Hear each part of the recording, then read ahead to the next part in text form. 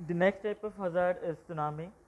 The term tsunami has been derived from a Japanese term "su" means harbor and "nami" meaning waves. Tsunami are popularly called tidal waves, but they actually have nothing to do with the tides.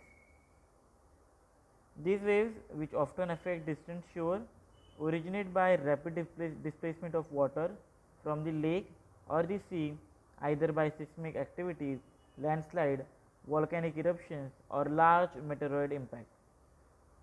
However, the cause may be seawater is displaced with a violent motion and swells up, ultimately surging over land with great destructive power. The effect of tsunamis can be unnoticeable or even destructive. Here are some Here is a picture of tsunami. Causes of tsunami. The geological movements that cause tsunamis are produced in three major ways. The most common of these are fault movement on the sea floor accompanied by earthquake. They release huge amount of energy and have the capacity to cross ocean. The degree of movement depends upon how fast the earthquake occurs and how much water is displaced. Tsunamis and earthquakes happen after centuries of energy built up within Earth. A tsunami, in Japanese "su" means harbor and "nami" means wave, is a series of water waves caused by the displacement of a large volume of body of water, usually on ocean. In the Tamil language, it is known as Azi Peralai. Seismicity generated tsunami are result of abrupt deformation of sea floor resulting vertical displacement of the overlying water. Earthquakes occurring beneath the sea level, the water above the reformed area are displaced from its equilibrium position. The release of energy produces tsunamis, waves which have small amplitude but a very long wavelength, often hundreds of kilometers long. It may be caused by non-seismic event also, such as landslide or impact of a meteor. The second most common cause of tsunami is a landslide, either occurring under water or originating above the sea and then plunging into the water. The largest tsunamis ever produced by a landslide was in Lutya Bay, Alaska in 1958. The massive rock slide produced a wave that reaches a high water mark of 50 to 150 meters above the shoreline. The third major cause of tsunami is volcanic activity. The flank of a volcano located near the shore or underwater may be uplifted or depressed, similar to the action of fault, or the volcano may actually explode.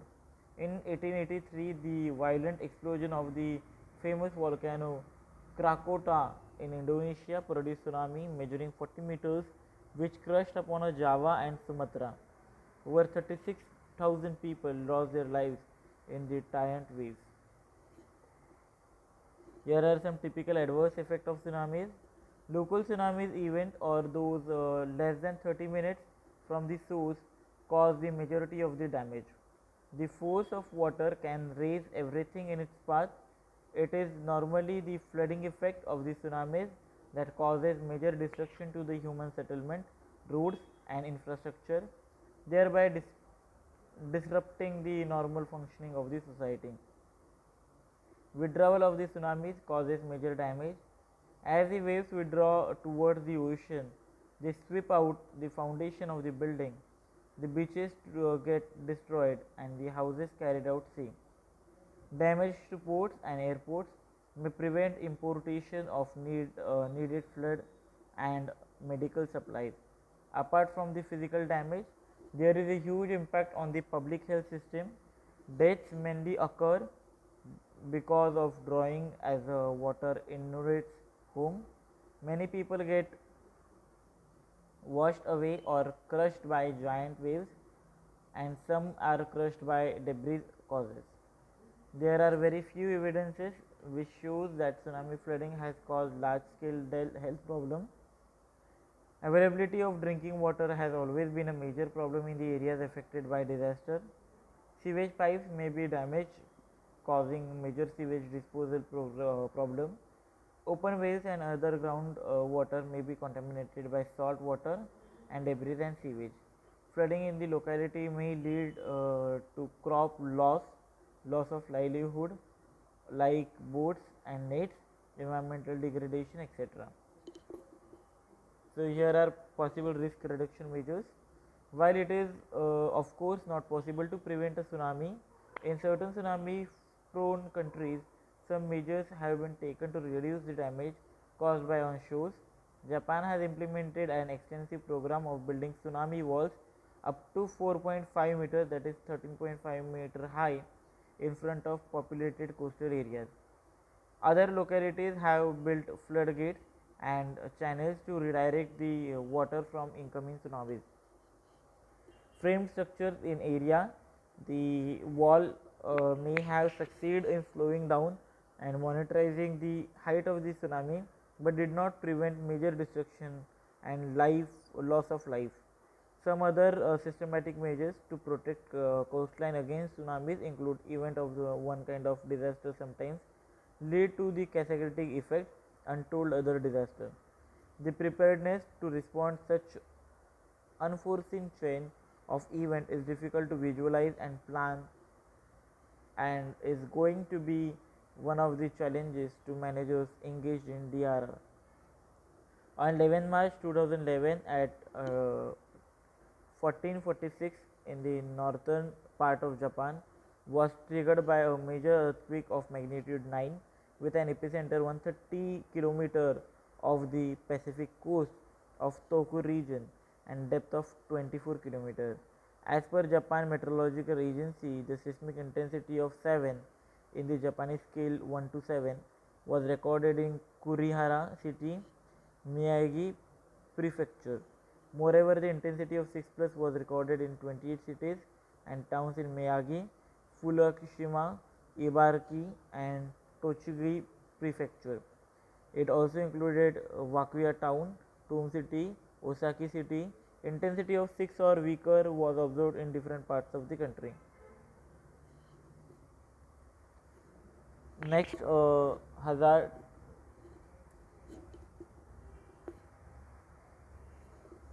next calamity is volcanic eruption. Magma is present inside the earth. It has a lesser density than the rock above it, so it comes up whenever there is a path of fracture available to it. It is the under pressure of the surrounding rocks, so it can out of a volcano as a jet. This eruption consists of lava, rocks, dust, ashes, soil and gases. It is very hot and spreads all along the slope of the volcano. It causes a great damage to the nearby habitation, property and the environment. Toxic and hazardous gases pollute the environment. It all cases name same as earthquake. Volcanoes may remain dormant for years and may start ejecting the eruptions suddenly. There should be some scientific study of each volcano so that some same period is available. This is a picture of volcano. Next one is hurricanes.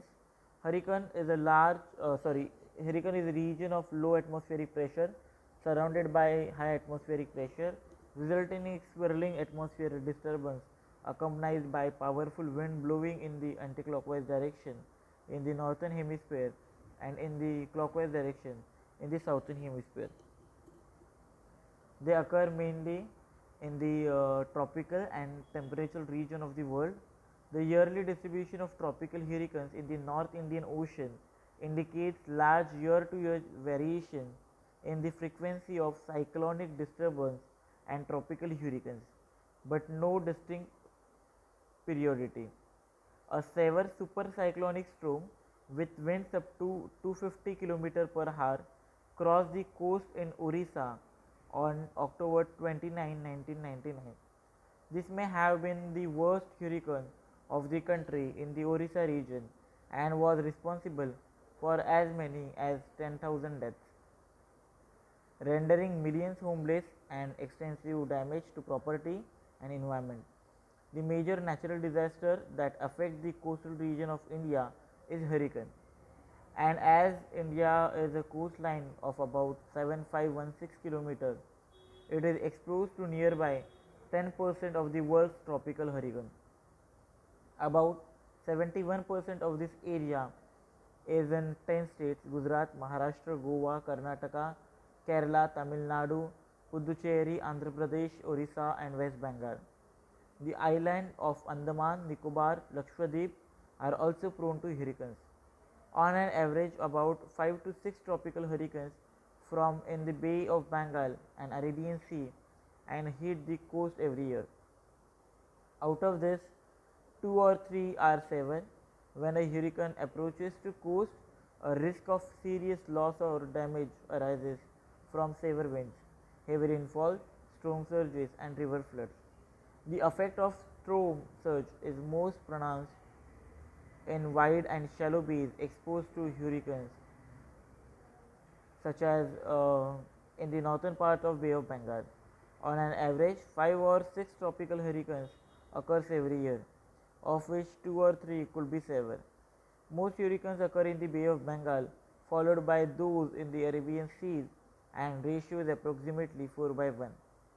The incidence of cyclonic storm with wind speed between 65 km per hour to 117 km per hour and severe cyclonic storm with wind speeds between 119 km per hour and 164 km per hour reaching Tamil Nadu and Andhra Pradesh is high during the northeast monsoon season, that is October to December, whereas the highest annual number of storms, severe storms, occur in Orissa and West Bengal coast. This is the picture of hurricane. Talking about Indian hurricanes, hurricanes vary in frequency in various parts of the world. The 7516 kilometers long Indian coastline is the Earth's most hurricane battered stretch of the world. Around 8% of the total land area in India is prone to hurricane. About two-thirds of the hurricanes that occur in the Indian coastline occur in the Bay of Bengal. The states which are generally affected in the east coast are West Bengal, Orissa, Andhra Pradesh, Tamil Nadu, and on the west coast Gujarat, Maharashtra, Goa, Karnataka, and Kerala. Further calamity is landslide. The term landslide includes all varieties of mass movement of hill slopes and can be defined as the downward and outward movement of slope forming material composed of rocks, soils, artificial soils, or combination of these materials along surface of separation by falling, sliding, and flowing either slowly or quickly from one place to another. Although the landslides are primarily associated with mountainous terrain, this can also occur in areas where an activity such as surface excavation for highway, building, and open pit mines takes place.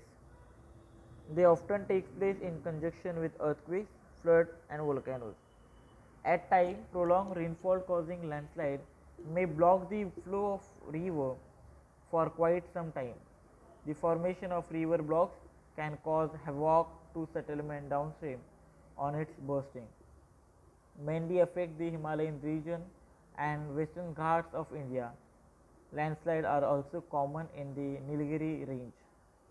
It is estimated that 30% of the world's landslides occur in the Himalayas, the Himalayan mountain, which constitute the youngest and most dominating mountain system in the world, are not a single long landmass but comprises a series of 7 curvilinear parallel floods running along a grand arc for total 3400 kilometers. Due to its unique nature, the Himalayas have a history of landslides that has no comparison with any other mountain range in the world. Landslides are also common in Western Ghats.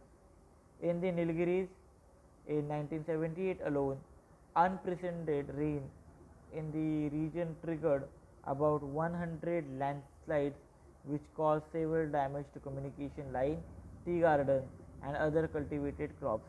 A valley in Nilgiri is called as eventual valleys. Scientific observation in northern Sikkim and Garhwal region in the Himalaya clearly reveal that there is an average of 2 landslides per square kilometer. The mean rate of land loss is to the tune of 120 meter per kilometer year, and annual social loss is about 2500 tons per square kilometer. Landslide constitute a major natural hazard in a country, which accounts for considerable loss of life and damage to communication routes, human settlements, agricultural field and forest lands. Based on the general experience with landslide, a rough estimate of monetary loss is of order of 100 crores to 150 crore per annum at the current prices for the country as a whole. This is the picture of landslide. Talking about a typical adverse effect of the landslide: damage occur to human settlement, building structure and infrastructure, especially bridges, elevated roads, railways, water towers, pipelines, electric generating facilities. Aftershocks of an earthquake can cause much greater damage to already weakened structures. Secondary effects include fires, dam failure and landslide, which may block waterways and also cause flooding. Damage may occur to facilities using or manufacturing dangerous material, resulting in possible chemical spills. There may also be a breakdown of communication facilities. The effect of an earthquake is diverse. There are large number of casualties because the poor engineering design of the building and close proximity of the people. About 95% of the people who are killed, who are affected by earthquake, is because of the building collapse. There is also huge loss in the public health system, transport and communication and water supply in the affected areas. Next starts talking about site safety, which is new topic in this chapter.